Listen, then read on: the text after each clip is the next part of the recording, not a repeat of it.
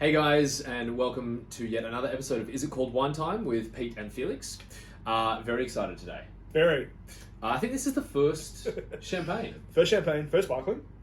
No, we've done pet nats, haven't we? No, maybe it's We the talked first, about it. the first sparkling. Yeah. Here we go. Mm. Well, there you go. So We'll do a pet nat. But we will do a pet nat at some point. But for today, I'm very excited and quite fitting, I think, that the first sparkling wine or champagne should be Pascal Agrapart and his, I guess, flagship cuvée, Yeah. Terroirs. So a little bit about Pascal. please. So grower producer, which is quite important. We only really stock or get behind grower producers. That's champagne houses that are growing their own fruit as well as making the wines. So it means that The money is spent on the wine. the money is spent on the wine, and Pascal Not on the marketing budget. exactly, as some of the bigger houses do. Yes. And it also means that Pascal controls every step of the way. He's in the vineyards. He happens to farm organically, as many of them do, but it means that he's not buying fruit that he can't control how it's grown or whatever. He's very much hands-on to make the wine from beginning to end. In this case, he is based in Aviz, in the Côte de Blanc. He has vineyards also in Crapon, Wari, and Auger, all of which are classified as Grand Cru sites. And yeah, he is neighbours in Aviz with Jacques Salos. Very different style of wine. Very good neighbour to have. And a good neighbour to have. Yes. But interestingly, both Salos and Pascal Agrapart have been awarded 3 stars or étoiles in the La Revue de Vin de France, Yes. which is France's... Revue de France. Yeah, that's right. That's what I said. Such a mouthful. It's France's most kind of reputable wine publication. There are only 9 champagne houses, I believe, that have achieved 3 stars, which is the maximum. His neighbour being one of them. Yep, Salos is one. Rie, Krug. yeah. I can't remember all of them now, but there's like 9. to give you that kind of sense of the achievement of Agrapart. He's in very, very kind of prestigious company. Yeah. What else can I tell you? He splits his vineyards into 70 micro plots. Yeah, that's pretty cool. Yeah, each of which he believes express different character and aspect of the fruit. So whether it be soil type or aspect or whatever, he vinifies them kind of not separately but picks specifically and blends to kind of make those different kind of terroirs, as the name is suggesting of.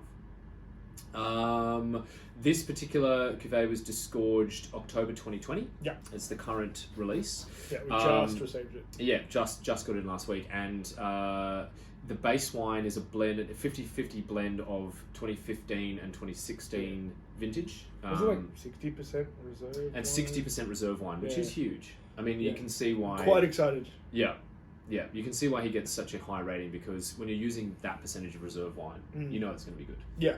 Certainly for the stuff that I like to drink. It's well in the ballpark. I think I've talked enough. Yes, let's go. Let's get into it. So yeah, look, some people, just a little note, I guess, on decanting. Some people decant champagne. We have done in the past. We have. You're on the fence about it. I like it for certain...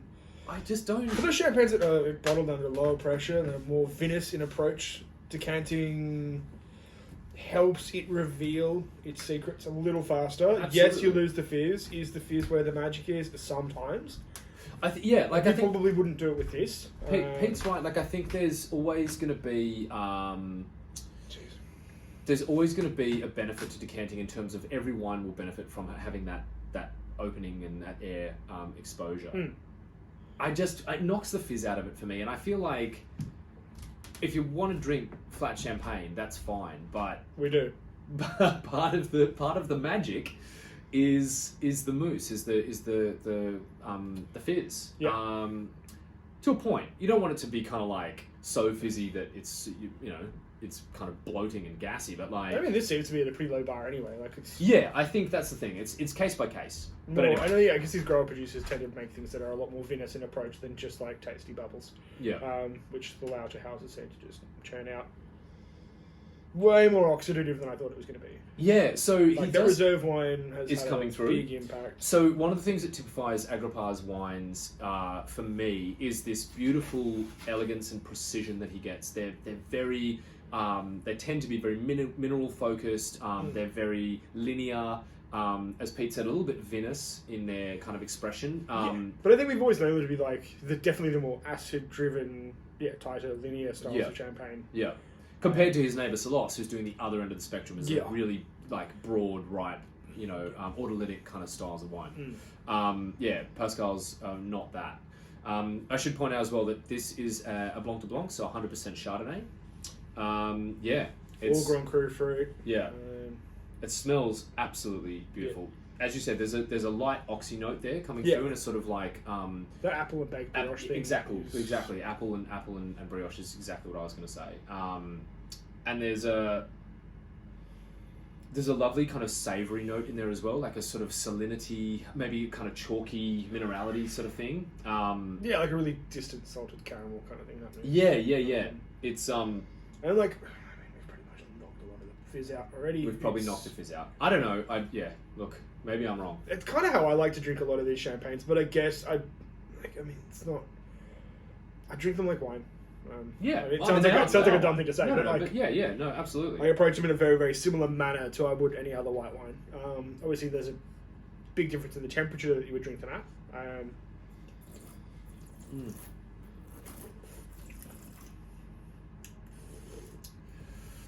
It's got, precision and linear, I think, are the words that kind of come to mind. It's so kind of beautifully taut, etched in its kind of like acidity.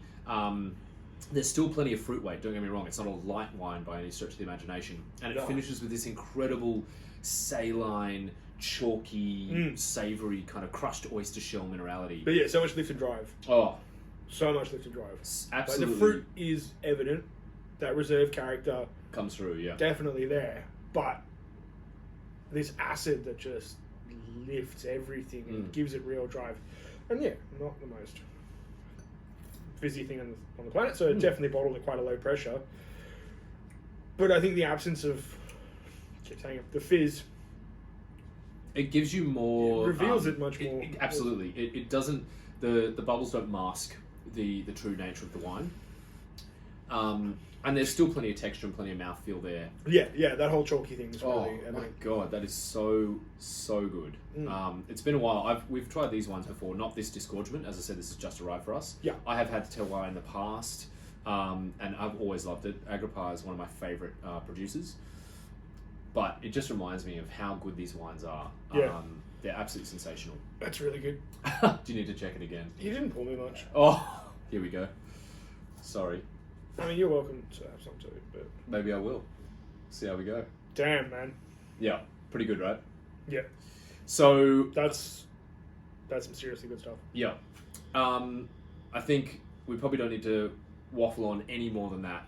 We're trying to cut things down these days. That's true. We're trying to keep it, short, sharp, to the point.